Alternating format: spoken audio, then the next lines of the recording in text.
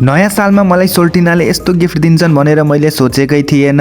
सबैभन्दा पहिला बिहान उठेर म जबमा जान्छु र आज चाहिँ 31 डिसेम्बर हो र मलाई चाहिँ यो पार्सल डेलिभरी गर्न छ गाइज। म चाहिँ वहाँ गएर गेट खड्काउँछु र एकछिन पछि म वेट गर्छु र यहाँ चाहिँ आन्टीले दुध हालिदिँदैछन् कुकुरहरूलाई कति राम्रो। र त्यसपछि मैले पैसा बुझेर फर्किन लाग्छु र कालीमाता मन्दिरको दर्शन गर्दै यो पुरानो स्कुटर हेर्दै मलाई चाहिँ अर्को काम पाइएको छ कि सामान लगेर कम्पनीमा जानु छ। त्यसपछि मैले सामान किन्छु र यो पित्तलको सामान कति महँगो हो, मेरो कम्पनी पित्तलको हो त्यही भएर। र फेरि म दर्शन गर्दै अगाडितिर लाग्छु। साथीहरू एकजना अर्को कम्पनीमा आउँछु र यहाँ पनि ढोका खड्काउँछु र यहाँबाट चाहिँ के सामान लिनुपर्ने हुन्छ त्यो लिन्छु र यो त्यही सामान हो साथीहरू। त्यसपछि यो कुकुरले चाहिँ मलाई के दिन्छन् कि भनेर यसो कुरा गर्दैछ तर मसँग केही छैन भनेर म फेरि फर्किन्छु र दिउँसो मैले तातो भात लन्च गरेर त्यसपछि फेरि एकजना भाइसँग काममा जान लागेको छु। यहाँ चाहिँ मलाई यो उठाउनु पर्यो साथीहरू, तर केही छैन मैले उठाइदिन्छु। साँझ चाहिँ घर आएर हात खुट्टा धुन्छु र साँझ चाहिँ सोल्टिनासँग पसल जानुपर्ने थियो। सोल्टिनाले हिँड्नु न भन्दै थिए, म पनि आइदिन्छु र उनले चाहिँ यहाँ फोटो लिन आएकी थिइन्। त्यसपछि उनी चाहिँ अर्को पसलतिर जान्छन् र यहाँ पनि हामी एकछिन सामानहरू किन्छौँ। त्यसपछि फेरि अर्को पसलमा जान्छौँ। यहाँ पनि एकछिन कामहरू गरिसकेपछि हामी अब फर्किन लागेको छौँ र मलाई भोक पनि लागेको छ। सोल्टिना केही खिलाउनु न भन्छु,